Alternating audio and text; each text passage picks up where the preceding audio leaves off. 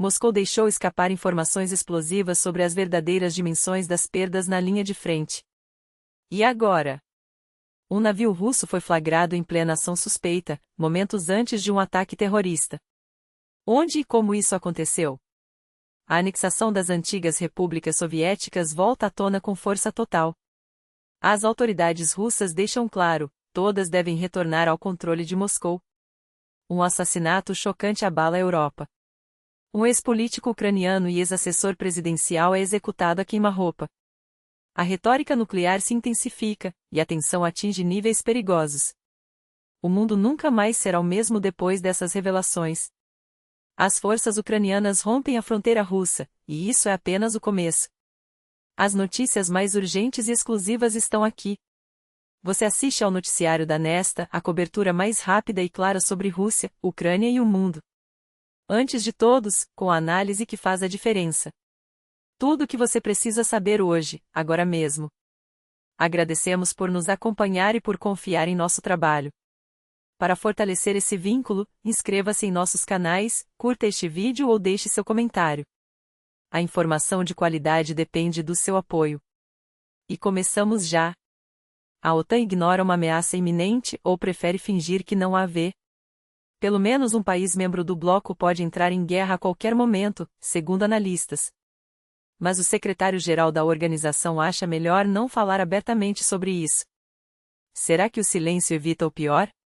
Mark Rutte, secretário-geral da OTAN, admite: sabemos que a Rússia produz munição em volume 4 vezes maior que todo o conjunto da OTAN.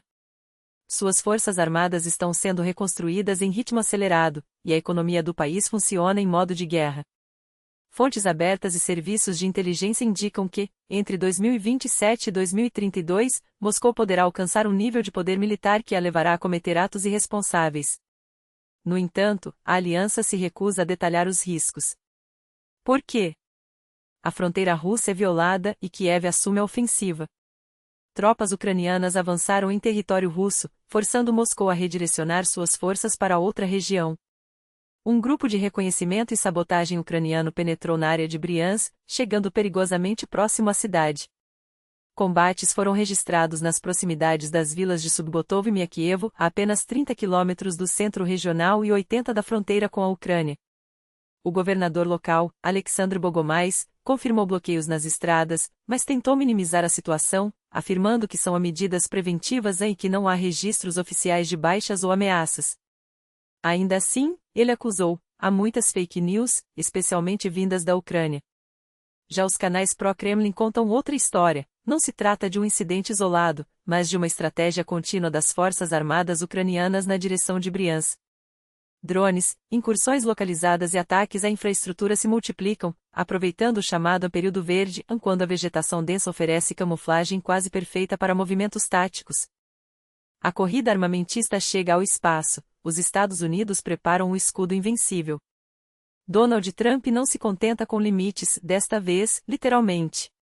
Os Estados Unidos lançam um projeto ambicioso, o Andomo Dourado, um sistema de defesa antimíssil espacial sem precedentes. Não é apenas um escudo, mas uma rede de milhares de satélites capazes de rastrear e neutralizar mísseis inimigos em tempo real, incluindo satélites armados. Para Trump, essa é a evolução natural de sua visão das forças espaciais, criadas em seu primeiro mandato. E a meta é clara: implementar o sistema até o final de seu possível novo governo, ou seja, em apenas 3 anos. Durante a campanha, prometia aos americanos um escudo antimíssil de última geração para proteger nossa nação.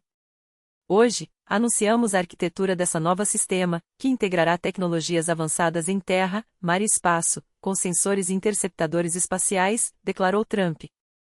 A escolha do nome não é casual, uma referência ao Andomo de Ferro israelense, um dos sistemas de defesa mais eficazes do mundo.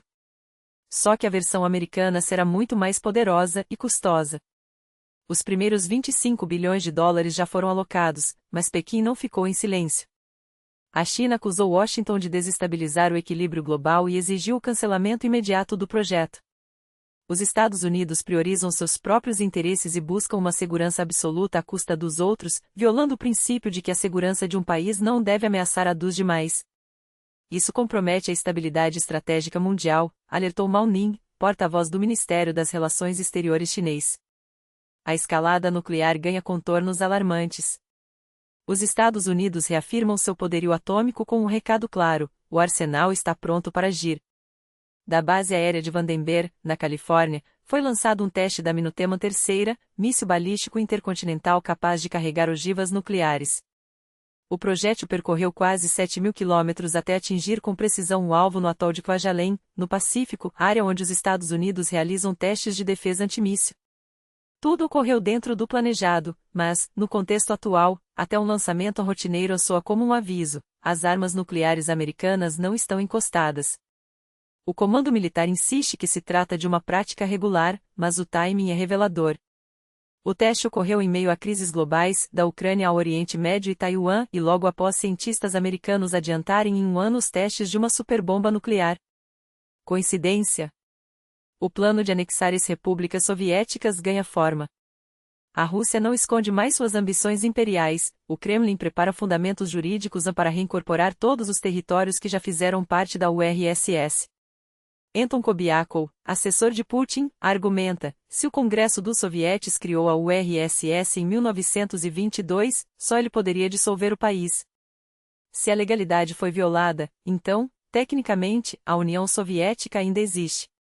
Paralelamente, ressurge a ideia de reviver estruturas da era soviética, como o Pacto de Varsóvia, oficialmente, como a reconstrução histórica, na prática, como justificativa para pressionar não apenas as ex-repúblicas, mas também nações da Europa Central. Não há qualquer intenção de construir a paz. Um crime que abala a Europa: ex-assessor presidencial ucraniano é executado em pleno dia. Andrei Portnov, ex-braço direito de Viktor Yanukovych, foi morto com tiros a queima-roupa em um bairro nobre nos arredores de Madrid, logo após deixar as filhas na escola. Moscou aponta o dedo para Kiev, mas as versões se multiplicam. Quem era Portnov? Um advogado, estrategista político e ex-vice-chefe da administração presidencial ucraniana. Seu assassinato reacende questões sobre a guerra suja que ultrapassa fronteiras.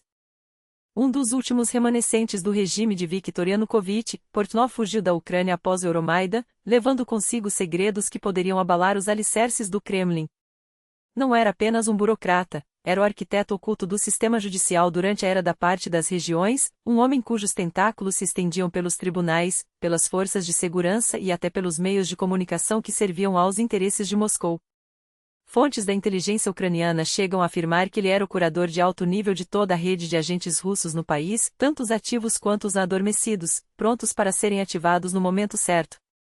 Se as autoridades de Kiev tivessem acesso aos seus arquivos, o golpe contra a Rússia seria devastador. Agora, a polícia espanhola caça pelo menos 2 suspeitos.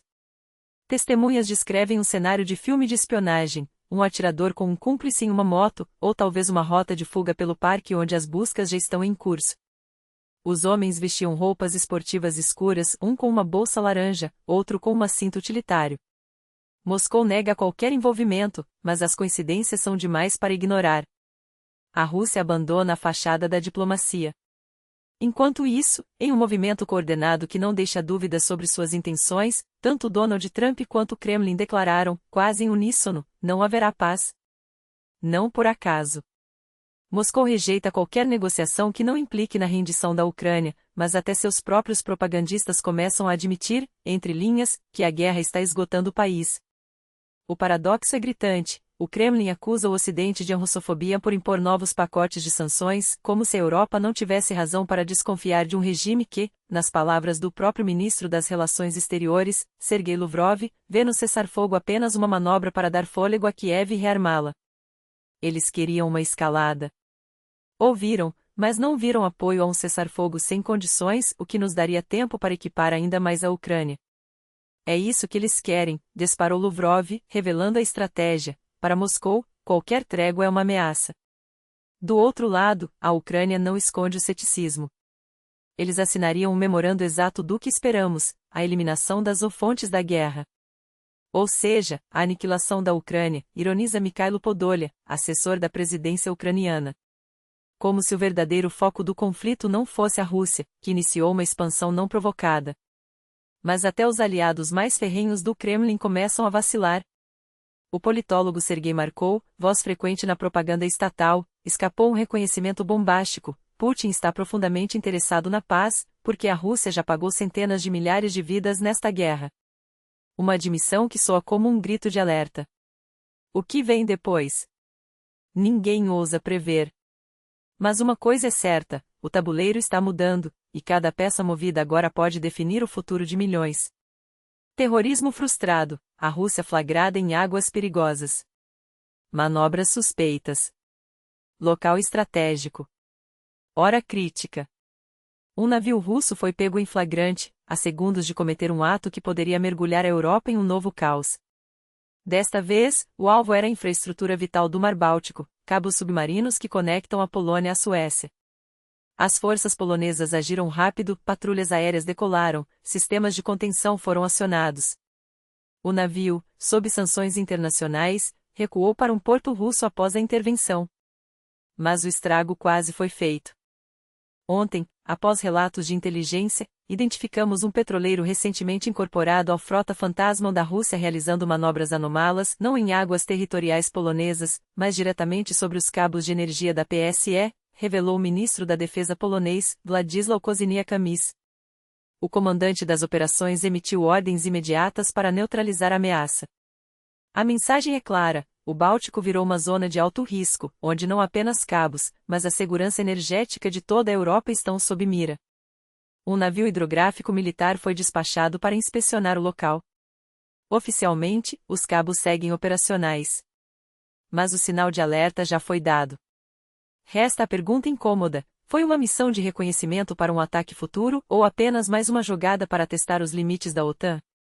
Taiwan no alvo, o ensaio da invasão que ninguém pode ignorar. Enquanto um presidente falava em soberania, o exército de um país vizinho ensaiava, na mesma hora, o que parece ser um roteiro de invasão.